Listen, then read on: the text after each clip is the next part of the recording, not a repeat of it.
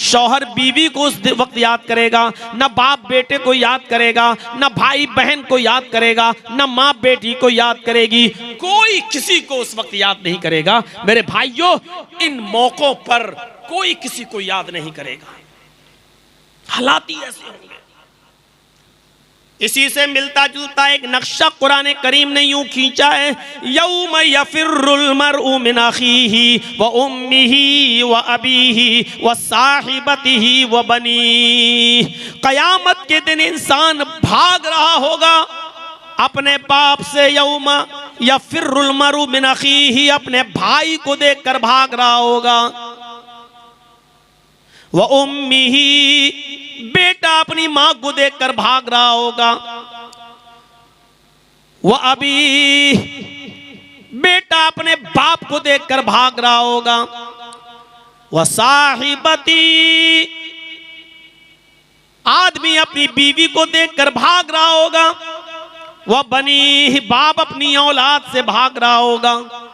यानी हर इंसान को यह होगा कि मैं नजात पा जाऊं और किसी को नजात मिले ना मिले, लेकिन मुझे नजात मिल जाए, मैं चला जाऊं, मैं बख्श दिया जाऊं, मैं जन्नत का मुस्तहिक हो जाऊं। यह हर इंसान को फिक्र होगी उस दिन। और 50,000 साल का एक दिन होगा, सूरज 1 मील के फासले पर होगा।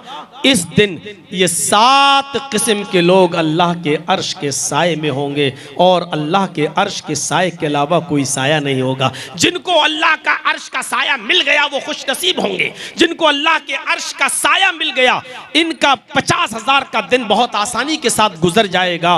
वो खुश नसीब कौन है? आइए वो 7 किस्म के लोगों का तस्करा आज के मैं खिताब में करूंगा, और वो 7 किस्म के लोग मैं आज आपको बताऊंगा। और हर मुसलमान को इस सोच और फिक्र करने पर मजबूर होना पड़ेगा, और सोचना चाहिए हर मुसलमान को जो यहाँ जमा है और जहां तक मेरी आवाज जा रही है, और इन चैनलों के जरिए जहां जहां तक ये तकरीर पहुंच जाए, मेरे भाइयों, ये सोचना चाहिए कि ये 7 खूबियां हमारे अंदर पाई जा रही हैं या नहीं पाई जा रही हैं। अगर ये 7 खूबियां हमारे अंदर नहीं पाई जा रही तो जन्नत और जहन्नम तो बहुत दूर की बात, क़यामत का दिन ही हमारे लिए बहुत दर्दनाक और सख्त दिन होगा। हम उस दिन से ही नहीं निपट पाएंगे। ये 7 किस्म के लोग कौन हैं? वअन अबी हुरैरा रज़ियल्लाहु तआला अन्हु अन्ना रसूलल्लाह सल्लल्लाहु अलैहि वसल्लम क़ाल सबअतुन युज़िल्लुहुमुल्लाहु फ़ी ज़िल्लिही यौम ला ज़िल्ला इल्ला ज़िल्लुहु अल इमामुल आदिल। नबी अकरम सल्लल्लाहु अलैहि वसल्लम ने फरमाया 7 किस्म के लोग अर्श के साए में होंगे। उस दिन अल्लाह के अर्श के साए के अलावा कोई दूसरा साया नहीं होगा। पहला शख्स जो उस अर्श के साए में होगा वो कौन? अल इमामुल आदिल, अदलो इंसाफ करने वाला अमीर, अदलो इंसाफ करने वाला हाकिम, अदलो इंसाफ करने वाला जिम्मेदार शख्स। अदलो इंसाफ आज हमारे समाज और मुआशरे में कहां बाकी रह गया है? यह हदीस सिर्फ अमीर के लिए ही नहीं है, यह हदीस सिर्फ हाकिम वक्त और अमीरुल मोमिनीन ही के लिए नहीं है। आप भी हाकिम हैं। कुल्लुकुम मसऊलुन, कुल्लुकुम राइन व कुल्लुकुम मसऊलुन अन रायती। तुम में से हर शख्स राई है, चरवाहा है, और उससे उसकी चरागाह के बारे में सवाल होगा। एक बाप अपने घर का निगरान है, बाप से उसके घर के ताल्लुक से, मर्द से उसके घर के ताल्लुक से सवाल किया जाएगा। याद रखिएगा।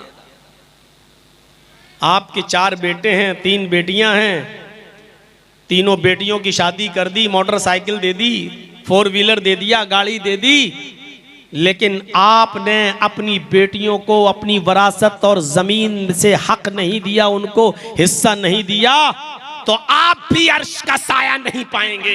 अल्लाह तबारक व तआला के अर्श के साए के अलावा कोई साया नहीं मिलेगा। आप जालिम की हैसियत से मैदान महशर में खड़े होंगे। हर बाप यहां तसव्वुर करे और सोचे। आप ये मत सोचो कि इस हम्माम में सिर्फ आप सब नंगे हो, ये स्टेज पर बैठे हुए बड़े बड़े मुल्ला मौलवी नंगे नजर आएंगे। बेटी की शादी कर दी, दे तो दी मोटरसाइकिल, अब जमीन में से हिस्सा भी मिलेगा।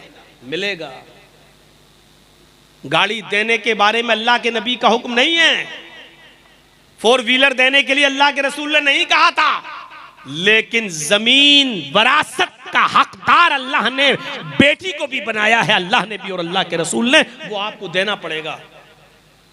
50 लाख का जहेज दे दो तब भी बेटी का हक नहीं मार सकते हो आप, बहन का हक नहीं मार सकते हो आप।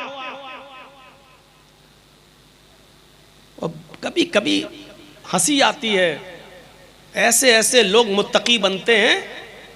अब हमारे इटावा में एक नौजवान आदमी था बेचारा, हमारे इटावा का, मैं वुजू बना रहा हूँ रमज़ान के महीने में, इस रमज़ान में नहीं, दूसरे रमज़ान की बात कर रहा हूँ, वुजू बना रहा हूँ तो कुल्ला कर रहा, वो भी ज़ोहर की नमाज का वक्त था, जुमेरात का दिन, कुल्ला कर रहा है। और कुल्ला करने के बाद मस्जिद में, और बाद में कहता है मौलाना ये रोज़े की हालत में जो कुल्ला करता हूँ ना, तो इस ज़बान में थोड़ा सा पानी लगा रहता है, ऐसे ऐसे कुल्ला कर दिया तो थोड़ा सा तो लगा है ना ज़बान में, अगर ये थूक के जरिए ये जबान का लगा हुआ पानी अगर पेट में चला जाए तो इससे रोजे में कोई फर्क तो नहीं पड़ेगा। मैंने कहा यार बड़ा मुत्तकी आदमी है, कितना बारीक सवाल कर रहा है।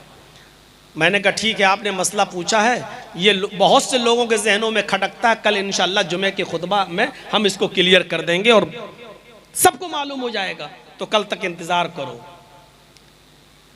अब मस्जिद में जितने लोग नमाज पढ़ने वाले थे हमसे बाद में पूछने लगे मौलाना ये क्या पूछ रहा था, मैंने कहा कल बताऊंगा। कि मौलाना ये क्या पूछ रहा था, मैंने कहा कल बताऊंगा, इसके मसले का जवाब कल दूंगा। तो एक दो मेरे बहुत करीबी लोग थे, मैंने कहा यार वो ऐसा ऐसे पूछ रहा था, तो हमने कहा कल बताएंगे, कल सबको पता चल जाएगा इंशाल्लाह। कहने लगा 900 चूहे खा के बिल्ली चली हज को, क्यों? पता चला कि वो उसकी बहनें उससे नाराज, उसकी बेटी उससे नाराज, उसका बाप उससे नाराज। पता लगाया तो बाप को कोई और रीजन बाप ने बताया कि वो इंसाफ का तकाजा यह था कि मैं अपने दोनों बेटों को बराबर बराबर दूं, लेकिन इसने कमीने ने अपने भाई का हक मारा। बहन की शिकायत यह थी कि ये हमें भी हक नहीं दे रहा है, बेटी की शिकायत यह थी कि ये मेरा भी हक मारे बैठा हुआ है।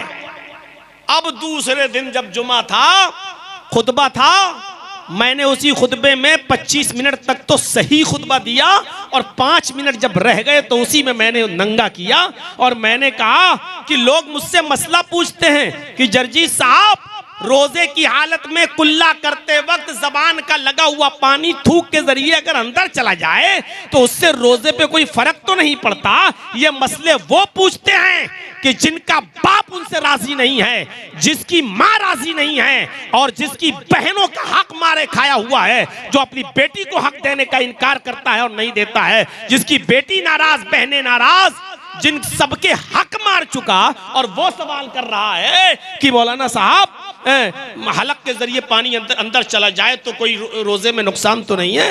ये ऐसा ही समझो कि कोई शख्स ये कहे कि हराम की हालत में मच्छर मारना कैसा है और वो खुद बेचारा 15-15, 20-20 मर्डर किया हुआ, और वो सवाल करे कि रोजे की हालत में मच्छर मारना कैसा है। ये बिल्कुल वैसा ही सवाल है, हक मार के खा गया।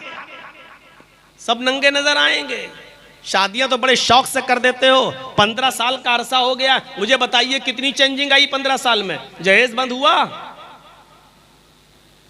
गाड़ियां बंद हुई नहीं। तो आप 15 साल पहले जहां खड़े थे आज भी आप वहीं खड़े हुए हो, जहां 15 साल पहले थे आज भी वहीं आप हैं।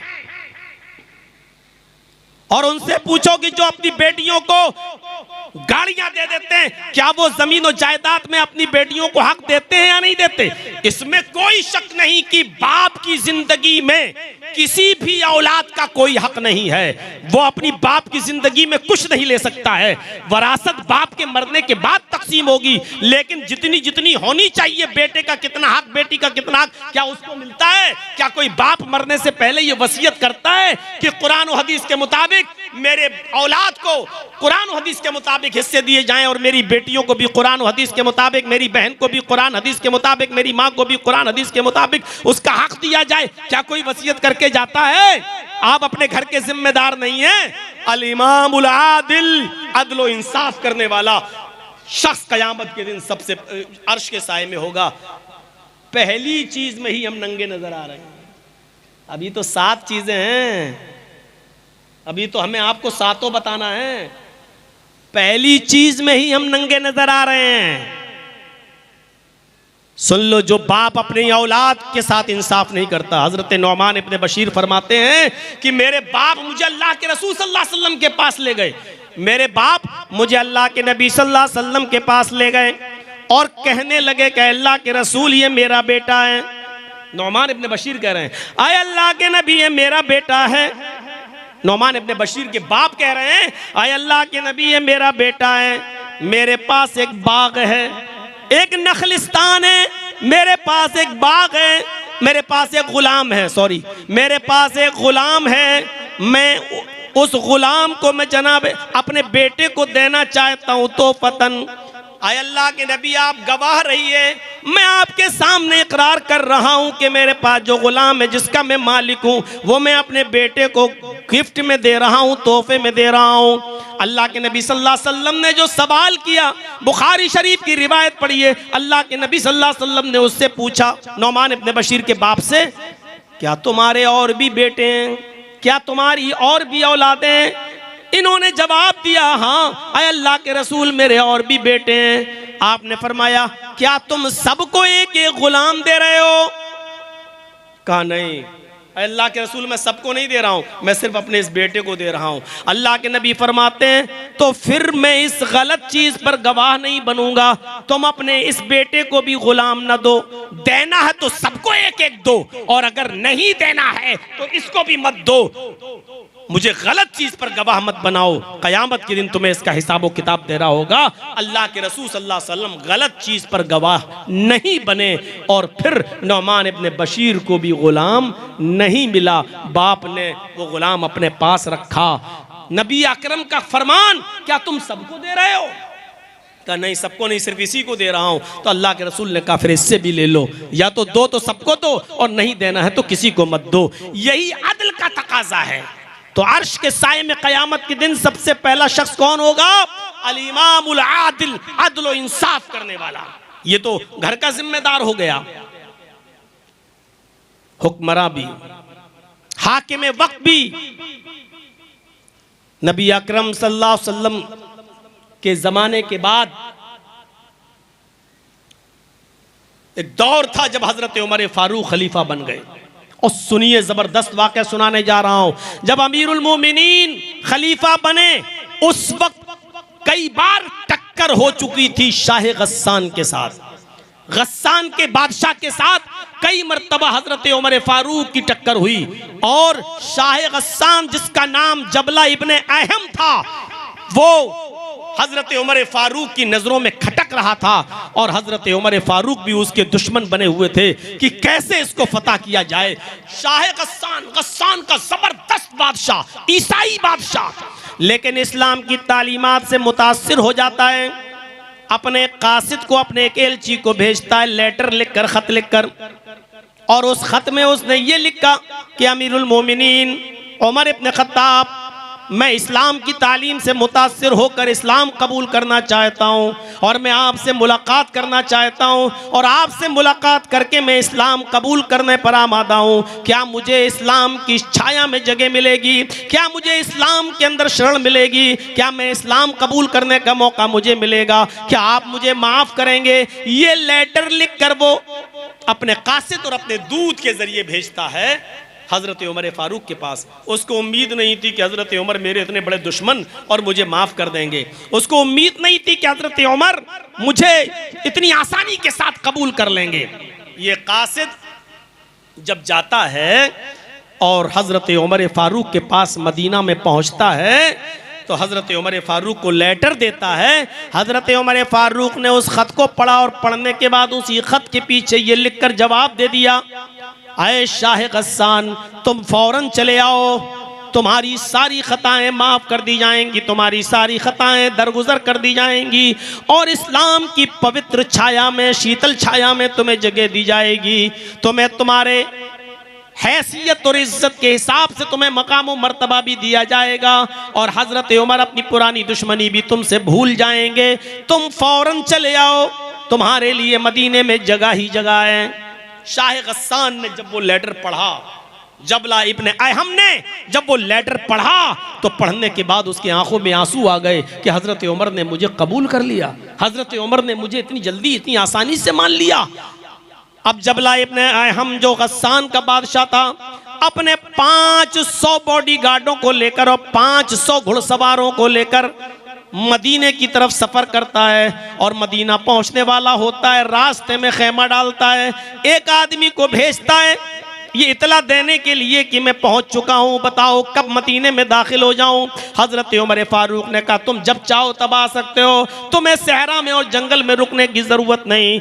जब शाह गस्सान मदीने में दाखिल होता है तो उसके सर पर मुकुट है, ताज है और डायमंड हीरे के 2 मोती जड़े हुए हैं।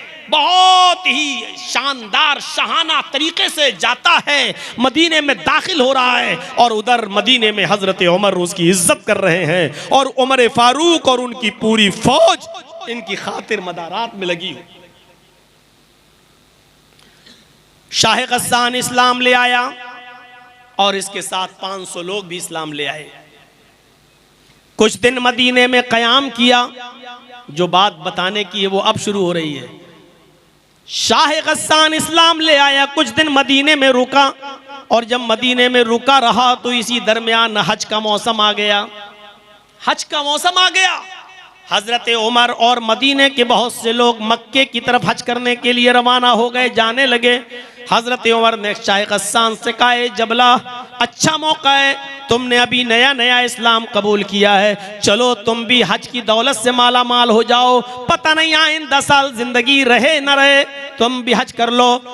शाह गस्सान भी अपने 500 घुड़सवारों के साथ तैयार हो जाता और कहता है कि अमीरुल मोमिनीन मुझे भी हज करने जाना है, मैं भी हज करना चाहता हूँ। उसने शाहाना लिबास पहना और जब वो मीकात पर पहुंचा तो उसने एहराम बांधा और एहराम बांधने के बाद मदीने से जब वो मक्के में जाता है तो एहराम में 2 कपड़े पहने जाते हैं, नीचे एक बिना सिली हुई लुंगी और ऊपर एक चादर डाल ली जाती है।